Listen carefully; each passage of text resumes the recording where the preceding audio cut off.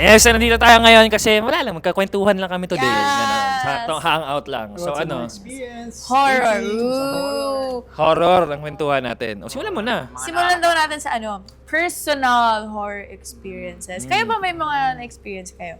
Nung pinanganak ako, that's my personal horror. Wow! Kasi ako, meron talaga. Sige, go. Meron. Nung time na nag-travel ako mag-isa. Tapos nag-start yun na nung nagbibihis ako mag-isa. Kasi first time ko na mag-out of the country na ako lang. Wow. Oo. Tapos, Nakakatakot nga yun. hindi! Wala pa. Wala pa. First part pa lang to. Tapos, nung magbibihis na ako, sinuot ko na yung isang stockings ko. Tapos, paglingon ko, nawala yung sa kabilang sa kabilang paa. So, Nawala yung kabilang paa mo? nawala yung stockings lang. Stockings lang. Oo. Hinahanap ko. Nulo! Wala! Hinahanap ko siya, tapos nawala. So, like, akala ko talaga baka naipit lang somewhere. Umabot na sa point na nagpa-help na ako sa housekeeping ng hotel. Kasi, kailangan ko talaga yun for the fit dun sa event. Pero alam kong na-empake ko yun kasi right after ko mag-shoot ng fits na yun here sa PH, diretso maleta siya para sure na wala akong maiwan. Tsaka nakawakan ko siya, tapos bigla na lang siya nawala. So, dun parang dahil mag-isa ako sa hindi ako matatakot. Tapos nung last night na, kausap ko si mommy, tapos nakabox lahat ng ilaw. Tapos biglang namatay lahat. As in, like, black out, tapos sabi ni mommy, Bedtime na daw kasi. sabi ni mommy, Flip call na. si kuya pala yun. Oo. Sabi ni Oras na mommy, para matulog. oh, ba't namatay lahat ng ilaw dyan? Sabi ko, ano to automatic pag magta-10 p.m. Ginaslight ko na yung self ko kasi nga sobrang natakot na ako na parang, teka lang, bakit ganun, like, nawalan ako ng gamit, tapos namatay Baka lahat. misplace mo lang naman. Hindi talaga. Never mo na siya nahanap. Hindi Hindi mo na. na siya nahanap. Hindi na talaga. Sabi ng multo, mata kasi gamitin, hindi bibig. Tapos, after nun, alam niyo yung feeling na alam niyo yung may nakatingin sa inyo? Yung parang ang bigat na nung overall vibe, ang bigat na ng katawan mo. So parang, kasi hindi ako makatulog, kasi sobrang bilis kong makatulog. Tapos nakatulog na ako eventually, siguro mga after 3 hours nag-scroll. Tapos, sunod nangyari, nagising na ako ng 3 a.m. Alas 3, sakto. Yeah, 3:17.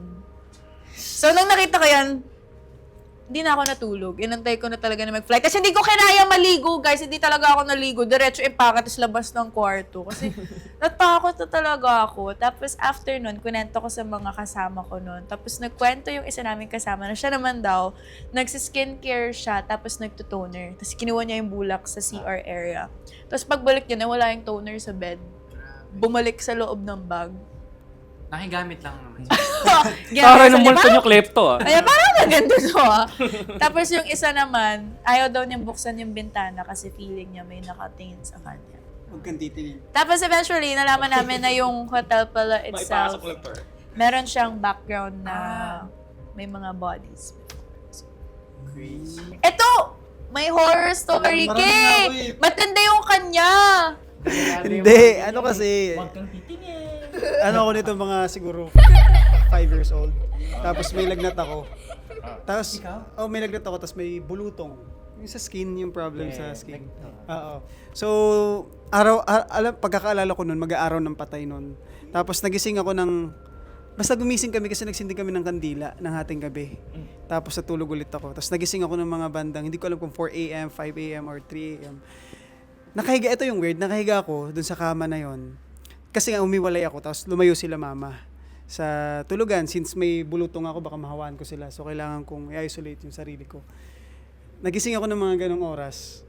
Sa kama, ito yung weird, biglang tumaas yung kama. Nakahawak ako sa kama ng ganon. Tapos ito yung weird. As in like, I mean, di ba kama nakaganon? Tumayo. As in yung para sa mga movie? Oh, yung gumanon. Literal. Seryoso. Hindi ko talaga malilimutan yun, swear to God. Tapos ito pa, alam mo ang weird? Alam kong bata yung nagbuhat. Sanggol na bata. Sobrang weird. nabuhat ng sanggol yung Oo!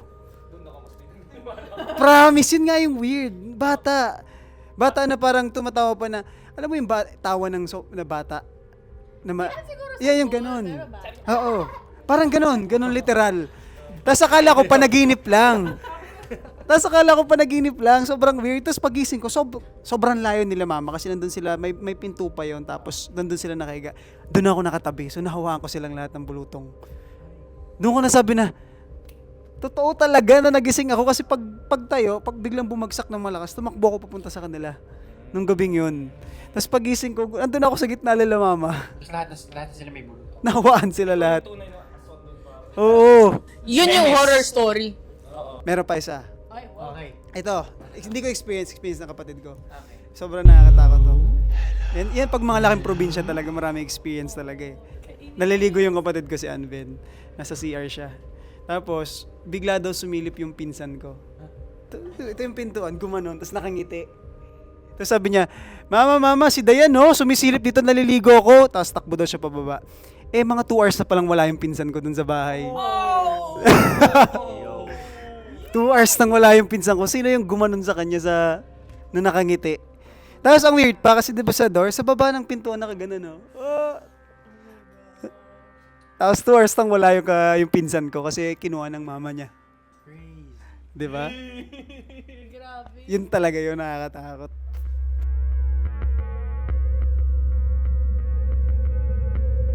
Like at nighttime, I had woken up from something like walking on my roof. Tapos, nakaramdam ako ng mabigat sa likod ko. Sa mom ni Ashley, may kumalabit sa tent. Tapos wala naman tao dun sa tent.